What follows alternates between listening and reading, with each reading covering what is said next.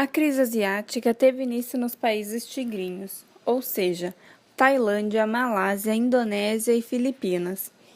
A crise aconteceu por conta da desvalorização da moeda perante ao dólar. Isso se deve a um processo de fuga de capital e deflação que ocorreu na economia da região. A crise teve impacto global quando outros países que faziam parte da região tigrinha foram atingidos. Mais precisamente, estamos falando de Coreia do Sul e Hong Kong, que além de serem países de grande porte, poderiam colocar seus credores japoneses à mercê da crise. As moedas que circulavam nos países tigrinhos mergulharam em queda livre em relação ao dólar e foram totalmente desvalorizadas, com exceção de Hong Kong, que sendo um país de grande porte, traçou estratégias para não ter a sua moeda em queda. Inclusive, teve de pagar alto preço por isso. O gatilho para a crise ocorreu em 2 de julho de 1997, quando houve um anúncio de que a moeda tailandesa passaria a flutuar, o que fez com que a moeda desvalorizasse 15%. Problemas com crise de confiança e desistência de defender suas moedas fizeram com que a crise se aprofundasse. Mesmo as economias que estavam fora dos países dos tigres asiáticos tiveram desvalorizações em suas moedas, porém não se envolveram em processos circulares de saídas de capitais e deflações de ativos. Hong Kong se manteve resistente e a par do dólar americano. Todas as economias emergentes, inclusive aquelas que contornaram a crise asiática, enfrentaram quedas em suas bolsas de valores.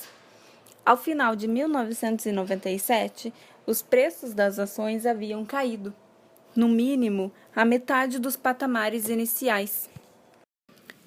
A crise asiática surpreendeu pela profundidade e pelo contágio, pois se iniciou em um país e logo disseminou por toda a região dos tigres asiáticos.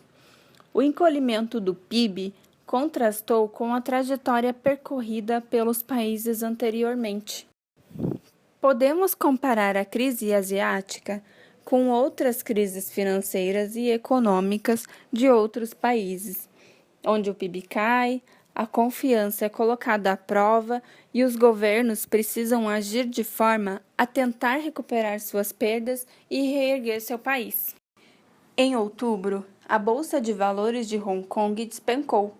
A crise já afetava o Japão e conseguiu levar grandes empresas à falência.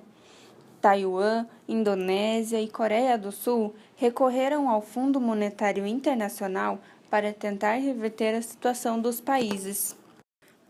Por toda a Ásia, fábricas foram fechadas e os bancos perderam bilhões de dólares em depósitos. A inflação disparou em alguns países e o desemprego já se tornava uma realidade para mais de 3 milhões de trabalhadores que residiam na Índia, Bangladesh e vários outros países. O país latino-americano mais afetado pela crise foi o Brasil. O governo brasileiro elevou os juros para mais do dobro, provocando desaceleração da economia brasileira. Isso porque o governo brasileiro tentava evitar a fuga de recursos internos, ou seja, exportação para a Ásia. Por consequência da crise asiática, em 13 de janeiro de 1999, 2 anos após o início da crise asiática, estourava a crise brasileira. O governo desvalorizou o real, acabando com o sonho dos brasileiros de ter uma moeda valendo o mesmo que o dólar.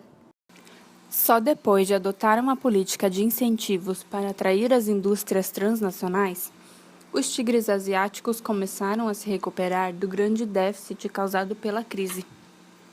Foram criadas zonas de processamento e exportação com isenção de impostos fornecidos pelos próprios governos.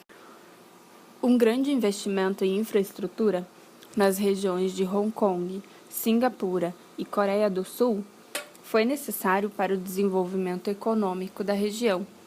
Além de um forte financiamento nas instalações industriais, foram investidos em educação e qualificação profissional.